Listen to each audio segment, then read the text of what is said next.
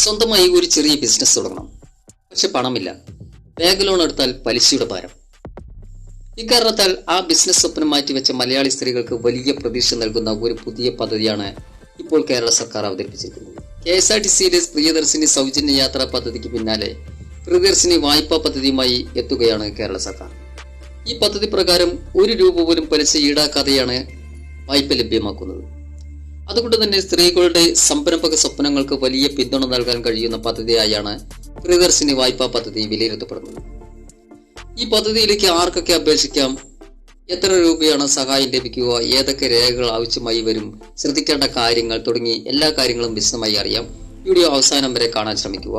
Video like ചെയ്യുക, hype ചെയ്യുക, share ചെയ്യുക, നിങ്ങളുടെ അഭിപ്രായങ്ങൾ കമന്റ് ചെയ്യുക. പുതിയ വീഡിയോകൾക്കായി സബ്സ്ക്രൈബ് ചെയ്യുക.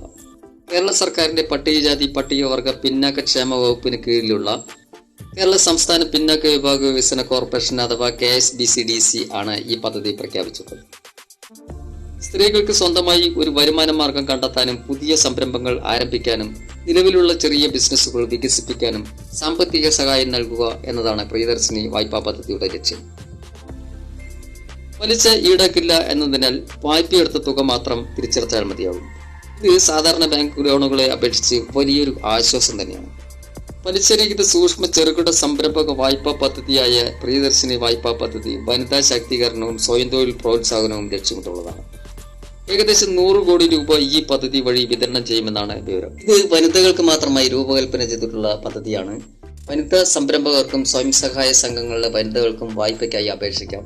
കുടുംബശ്രീ, CDS, രജിസ്റ്റർ ചെയ്ത NGOകൾക്ക് കീഴിലുള്ള അർഹരായ വനിതാ അംഗങ്ങൾ എന്നിവർക്ക് മുൻഗണനയുണ്ട്. പിന്നാക്ക വിഭാഗ കോർപ്പറേഷൻ വഴിയാണ് പദ്ധതി നടപ്പാക്കുന്നത് എന്നുകൊണ്ട് തന്നെ പട്ടികജാതി പട്ടികവർഗ പിന്നാക്ക വിഭാഗത്തിൽപ്പെട്ട വനിതകൾക്കാണ് ആനുകൂല്യം ലഭിക്കുക.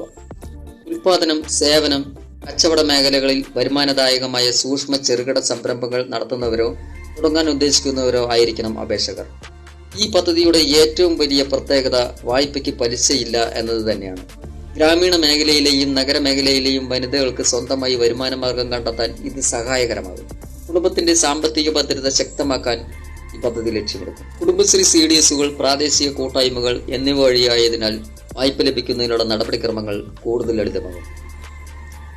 അപേക്ഷ സമർപ്പിക്കേണ്ട തീയതിയും കൃത്യമായ വിവരങ്ങളും KSBCDC, കുടുംബശ്രീ ഔദ്യോഗിക കേന്ദ്രങ്ങൾ വഴി ഉറപ്പുവരുത്തിയ ശേഷം മാത്രം അപേക്ഷിക്കുക. തിരിച്ചറിയൽ രേഖകൾ, റേഷൻ കാർഡ്, വരുമാന സർട്ടിഫിക്കറ്റ്, ജാതി സർട്ടിഫിക്കറ്റ്, തുടങ്ങാൻ ഉദ്ദേശിക്കുന്ന സംരംഭത്തിന്റെ വിവരങ്ങൾ എന്നിവ മുൻകൂട്ടി തയ്യാറാക്കി വയ്ക്കുക. ലോൺ പലിശയില്ലാത്തതാണെങ്കിലും ലോൺ തുക കൃത്യമായ സമയങ്ങളിൽ അടയ്ക്കേണ്ടതുണ്ട്. അത് ഭാവിയിൽ കൂടുതൽ സാമ്പത്തിക സഹായങ്ങൾ ലഭ്യമാകാൻ കാരണമാകും. പദ്ധതിയുടെ പേരിൽ വ്യാജ സന്ദേശങ്ങളോ പണം ആവശ്യപ്പെട്ടുകൊണ്ടുള്ള കോളുകളോ വന്നാൽ വഞ്ചിക്കപ്പെടാതിരിക്കാൻ പ്രത്യേകം ശ്രദ്ധിക്കുക. KSBCDC ജില്ലാ ഓഫീസുമായോ കുടുംബശ്രീ ഓഫീസുമായോ മാത്രം ആശയവിനിമയം നടത്തുക. പ്രിയദർശിനി വായ്പാ പദ്ധതിയെക്കുറിച്ച് മന്ത്രി KA തുളസിയാണ് കഴിഞ്ഞ ദിവസം വ്യക്തമാക്കിയത്.